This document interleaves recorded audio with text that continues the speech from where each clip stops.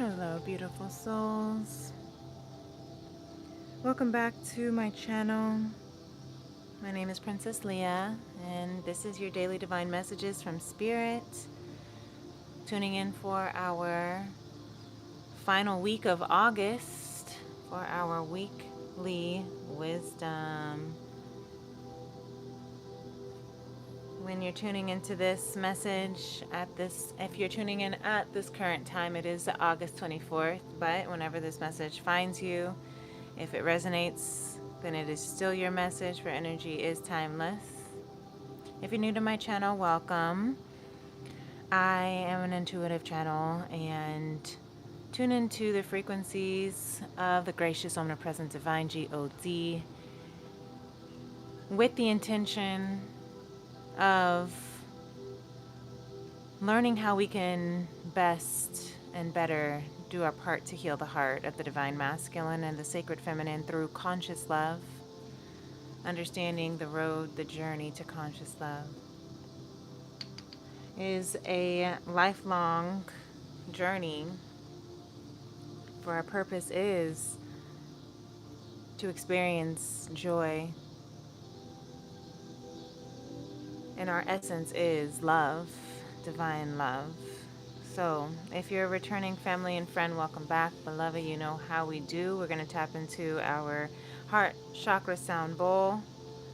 If you're not a part of my itty bitty vibe tribe, definitely subscribe if you like. Hit that notification bell so you can know whenever I go live.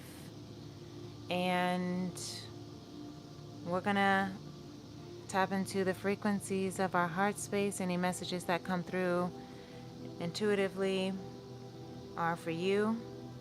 And then we'll tap into the oracles, the Four Agreements with Dominic Ruiz oracles, the Moonology oracles, the Beyond Lemuria oracles, and the Akashic Star Child Tarot for any additional energetic updates, energy updates that may help guide us, help be with us on this journey.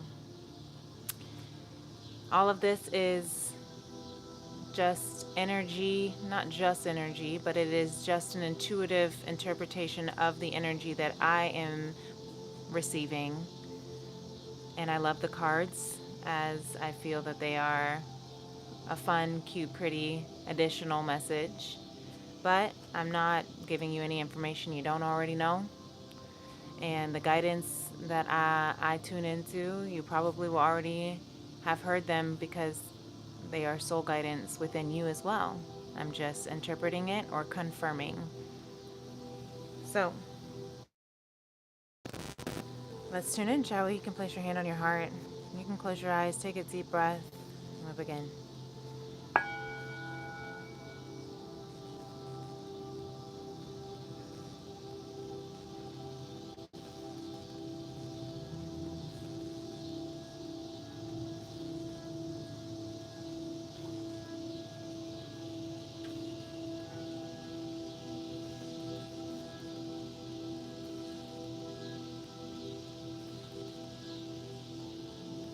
I'm looking at this New Moon in Scorpio Moonology card that wanted to fly out while I was shuffling and clearing the deck. And it says, work through your fears. This week, that's going to be our homework as we are approaching the full moon lunar eclipse in Pisces on the 27th or 28th, wherever you are in the world. Full moons are of completions of cycles. Eclipses are powerful energies that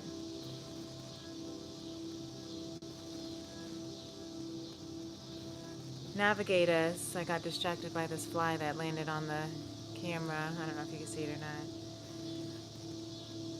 But navigate us through. What I'm hearing are the distractions of life. Navigate what is eclipsing over our responsibilities, our healthiest, authentic, truest self, the distractions that keep flying around us, the distractions that keep buzzing in our ear, the stinking thinking, disempowering beliefs and noises in our head, and immediately tuned into the outside noises of the cicadas here in the Midwest are so loud that if you're not used to it, can really, really distract you. But as a Midwesterner,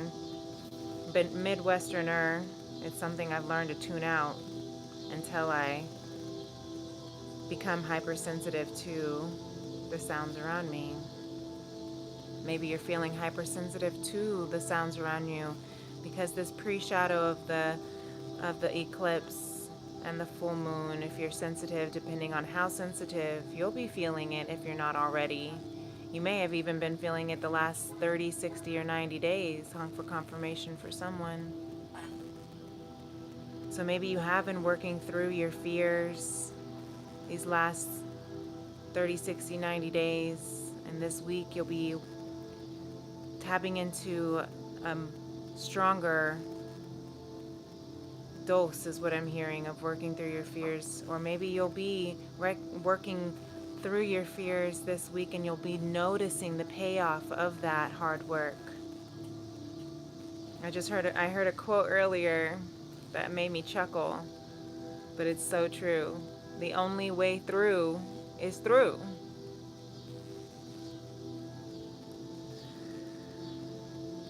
And sometimes, as Piscean shadows can be, the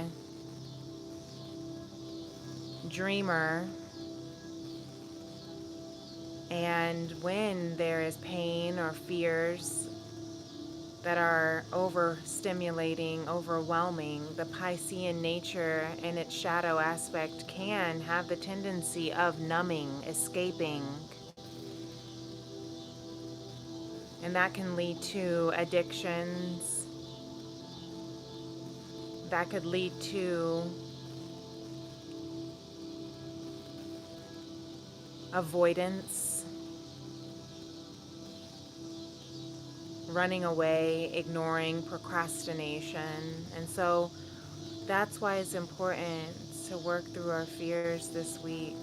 What are the false expectations appearing real? The false evidences appearing real, the false energies appearing real, the false egos appearing real.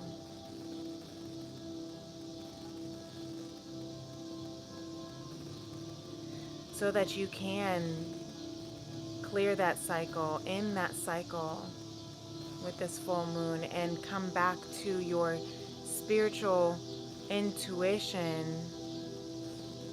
so you can hear the wisdom within you to help navigate and guide you, instead of drowning out all the noise altogether, throwing the baby out with the bathwater, so to speak, because the fears and the pain feel too big to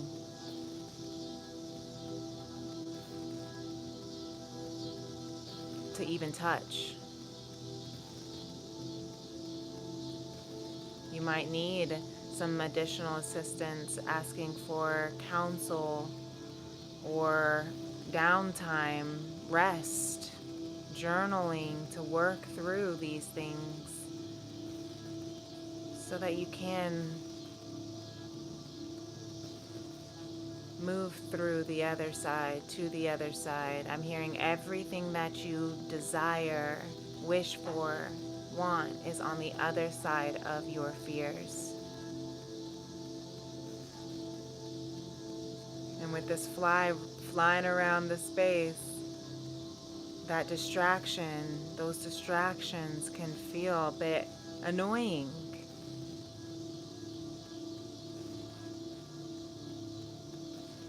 But if you can tune out the distractions, if you can release the frustration, annoyances, resistance, the attachments, the reactivities, the judgments, give yourself grace. It'll make this journey a little bit more, I'm hearing, I was gonna say pleasant, but then that felt too strong. Feasible, possible.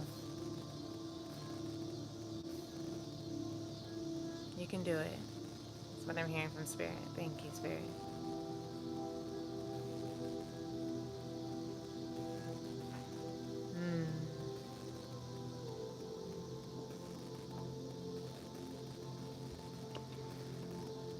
I'm seeing this Four Agreements, bottom of the deck, note here. All the sadness and drama you have lived in your life was rooted in making assumptions and taking things personally. The whole world of control between humans is based on that. Making assumptions, taking things personally.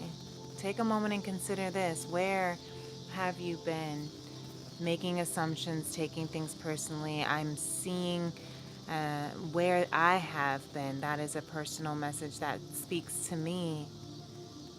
The third agreement, don't make assumptions. Say goodbye to sadness and drama. Say goodbye to sadness and drama. The assumptions we make. I'm hearing the false assumptions appearing real. Far instead of fear. Far. Far from the truth is what I'm hearing. Become the white magician. Be impeccable with your word. Utilize your words for good, for healing, for love, because those words, the words that we choose to use, is what manifests in our nature. And it's, the words do have power behind our energy, but the most important manifesting power is your energy. It's, sometimes you may say affirmations that don't feel true. Sometimes you might say things that, you know, of kindness or love that at the moment you might not be feeling. The energy has not quite aligned to that love that your inner being is. However, you're one step closer saying words of kindness and love than you are in saying words of doubt and fear. So, once again, don't make assumptions. Communicate with clarity. Communicate with others as clearly as you can to avoid misunderstandings, sadness, and drama. There's that release sadness and drama card coming through in confirmation. If all humans would communicate with the impeccability of the word, all of our relationships would change. There would be no wars, no violence, no misunderstandings. That's a strong hypothesis, a strong theory. If we could just all speak purely, impeccably,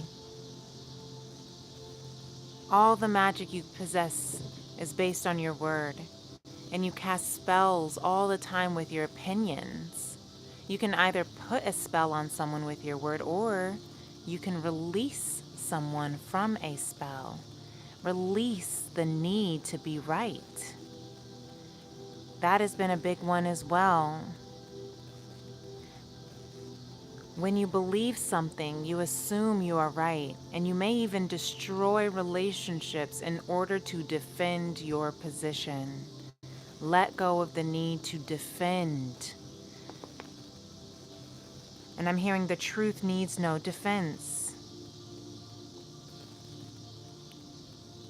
The need to be right, I was just journaling this just this morning. Do I want to be right? Or do I want to be in peace? Do I want the truth, or do I want to trust? Do I want love, or do I want to protect my pride? Do I want joy, or do I want to protect my ego? Because a lot of times, especially in relationships, it's easy to doubt, to fear, to mistrust, to fear, to want to protect yourself from being hurt of any way, shape, or form, being lied to, being abandoned, being played like the fool, being the fool. And that's all our fears coming from pride and ego. The judgment that comes and the shame that comes if we were to be hurt or left or judged or the unworthiness that comes from not being someone's desire, or feeling not good enough if they don't approve or accept or like something that you're doing. And the battle and the conflict in ourselves of being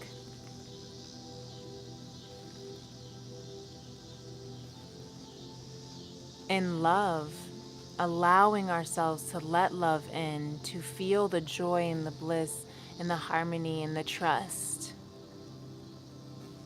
especially if you have been burned before, once burned, twice shy. If you've gone through heartbreak or trauma, and trust in people that you were supposed to be able to trust that has been broken, can make trusting again that much harder. But that's why these are coming out. Release the need to be right. Sometimes it's better, sometimes not. And I'm hearing the word, it's not sometimes. Always it is better to just be at peace, to be in peace, to be in love, than it is to be right. But again, that's our ego needing to be right, to defend, to protect. Abraham Hicks talks about the truth and how there are a lot of things that are true that don't feel good, and there are a lot of things that are true that do feel good. You get to choose which ones you want to focus on, which truth you want to focus on. And the discomfort of the unknown, of not knowing. I know I'm rambling here, but the discomfort of not knowing can be so scary for those who need to control situations out of protection from past trauma. This is all the self-awareness, the fears that we're working through this week. All of this. Your truth is personal to you, but don't take anything personally. Your own opinions and point of view reflect your own agreements and are personal to you. It's no one's truth but yours. And that I hear the contradiction, the argument of this collective saying that, well, they'll release the need to be right. When you believe something, you assume you're right, and you'll defend your position even if it's at the cost of your relationships. But your opinions are your own, and it's no one else's truth but yours, right? So if that's the case, let it be your truth. It doesn't have to be everyone else's truth. That's where you can release the need. the need to be right.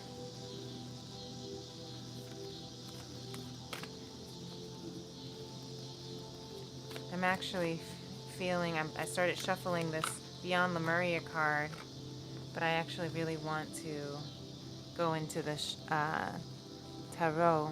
But this is the card that came out, Internal Explorer and Life Force Energy. Number 32 and 34, these last couple, the 32 to 34, those could be a couple of years, but maybe if you're 34 now, the last couple of years or within these ages have been the time where you were working through your fears, internal, looking at the shadow of your shadow of yourself, so that you can break into your life force energy. I'll flip this over. Nothing is yet set in stone. Mutable moon. So Gemini, Aquarius, Libra energy, Scorpio energy. But those signs are not relevant. They're just energy speaking, but they might be relevant for you. The numbers may not be relevant, but they may be for you. 32 reduces to 5. 34 reduces to 7. Might be a life path soul number. Change, radical change, shifts, freedom, grace, divinity. Guess we'll close out with the tarot. The Six of Swords. There is some unclarity still. The chaos, the confusion will settle eventually, and the fog will clear, and you'll know, and you'll have a better, you'll be able to see where you're going then. But that, I'm hearing, that doesn't mean you can't still keep taking those steps in that direction, even if you can't quite see clearly. This could be in a partnership. I see the Star card coming out as well, the Two of Cups and the King of Cups at the bottom. So going back to that conversation about relationships and how scary that could be, and we all feel that there's such a high risk when you're falling in love, because your heart is out and vulnerable on your sleeves. But the Two of Cups, you see, even the King of Cups is holding 2 cups here, that full moon behind him. And what's activated within him is the throat chakra, the heart chakra, the solar plexus.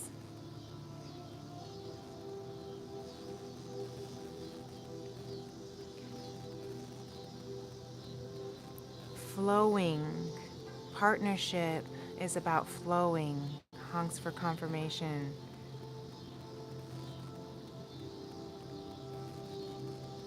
And that was like 6 honks, which I'm seeing the 6 of Pentacles of reciprocity, equal give and take, offer and receive. Are you putting in the same amount of energy that you are receiving from this partnership? And this could be professional partnership, this could be romantic partnership, this could be platonic friendship. But the flow, even if you're up to your waist in emotion, the King of Cups is the emotional, mature king. Emotional intelligence. That's what helps you communicate with clarity. That's what helps being able to speak with impeccability and speak love over one another. To be able to work through those fears with radical acceptance, looking at the shadows internally with non-judgment and grace and compassion and emotional maturity, so that you can step into your life force energy, move in this partnership with your life force energy, because that is how you and your partner, blesses my son in the background, he likes to listen, and that is how the partners flow together with that emotional maturity, life force energy, weaving together. And I'm hearing the flow, meaning the path of least resistance, letting go, not for Abraham Hicks's lack of better terms to reference them, not swimming upstream, but allowing yourself to just float along the current. Let love take you where it wants to go, because love is what your heart and your soul is. Even if it feels scary, even if there's no set in stone, I'm hearing commitment or uh, clarity or structure. And yes, it can feel unstabling, destabilizing. But you see, these are all, there's so much water energy in here. That Pisces full moon eclipse energy. Water is connected to your emotions. Let it flow. Sometimes the tides will be going wild. Sometimes they're going to be calm. Sometimes you're going to feel up to your waist in emotions. Under the Seven of Crystals, there's that Ace of Cups. Let it renew you, restore you, rejuvenate you. Let it flow through you as you transform. Let it transform you. I'm hearing, let this love transform you. The, the best test of self-love is letting someone love you. Because then you have to work through those fears that you have within yourself, those judgments that you have within yourself, the vulnerabilities that you have within yourself. But letting someone love you is the biggest test of self-love. To love yourself so much that you allow someone into your safe sanctuary, your heart, your home, all your vulnerabilities, all your, weaknesses, all your fears being seen, your imperfections being seen, can really feel tender and raw and naked. That is what partnership and love is all about. It's not about being perfectly healed before someone can come into your heart. It's about healing with and growing with each other, and allowing yourself to let down your pride and ego, to admit when you're wrong, to apologize when necessary, to keep practicing and getting back up even when your fears take the best out of you. And you try and try again, over and over, and forgive and forgive and forgive, for we have been forgiven as well, over and over, for we are unconditionally loved by the gracious, omnipresent, divine, eternally and infinitely and unconditionally. So why not give some of that as well? We all deserve grace. We all deserve space. We're all learning. When it comes down to it, we're all still fragile. We all want love. When it comes down to it, we're all still human. So, I will leave it at that. Spirit says this message is complete. Thank you so much for tuning in. I hope this touches the heart and soul for those who need. I trust that it will find who needs to find it. And until next time, you take care of yourself. If this doesn't resonate with you, feel free to still tune in, subscribe to my Vibe Tribe. Maybe another Daily Divine from the past in my playlist might resonate better. Otherwise, thanks for joining. Thanks for hitting that like button on your way in or out. If you haven't done so, please do so. Always appreciate it, your support. And until I see you again or speak to you again on this platform, I will see you in the next moon. Peace and love. Namaste. Bye.